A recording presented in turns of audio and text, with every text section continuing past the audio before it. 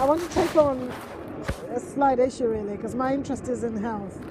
And there's a correlation in your character, and I think your story is very interesting because as a reader, you led us into some uncomfortable territory, and I come from a very strong mental health background, so I'm able to analyze behavior and thoughts. But you tapped into issues which are, for our African culture, sometimes very uncomfortable. And those issues are around sexuality and that closeness of sexuality.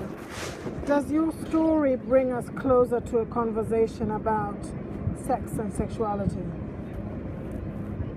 Well, this of course was never the goal or the intention. Yeah. I encourage honesty in people. Right. And if my work encourages honesty, yeah, honest conversations, yeah, then that would be great. So I try to be as honest as possible.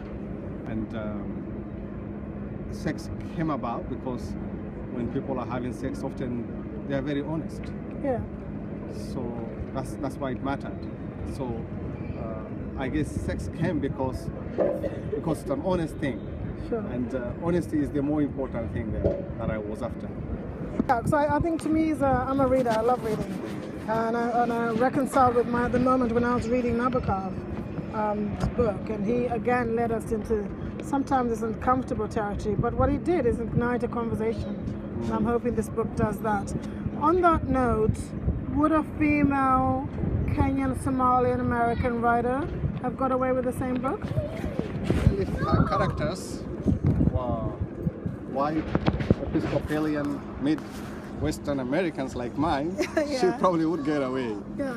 But if her characters would be from Mogadishu or places like that, or Garissa or northern Kenya, yeah, maybe it would be different. But the particular mental illness that Ted Lifeblue, my character, suffered from, yeah, is such that if you gave it to any other person with any other kind of name, yeah, it won't necessarily offend anyone.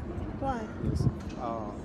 So, because you can tell that some of his symptoms, when put together, are quite ridiculous, that they are so unlikely to actually find among real people. Yeah. So I think it would be okay. However, the judgment and the talk of people would be different, I think, if I was female. That's interesting. I'll push you a little bit on that, on mental illness, because I think that's a topic that is difficult for us in our communities.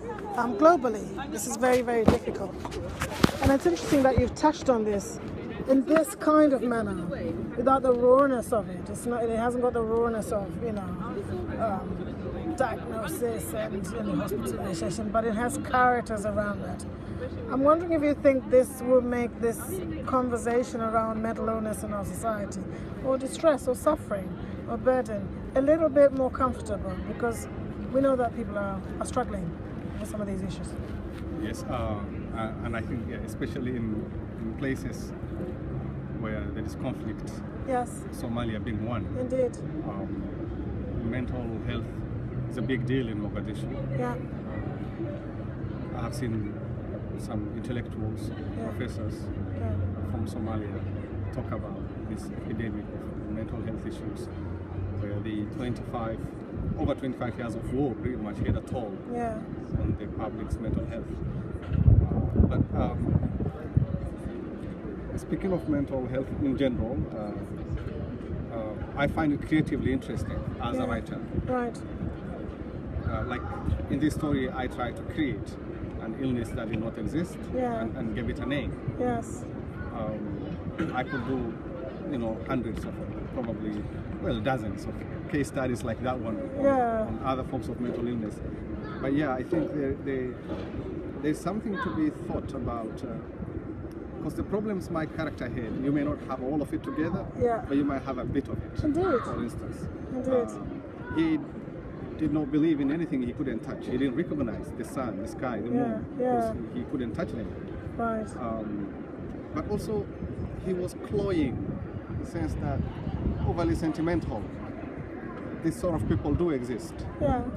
And aspects of this, probably one would see people he knew, someone he knows from his family or a friend, and I hope it would make people more empathetic towards each other.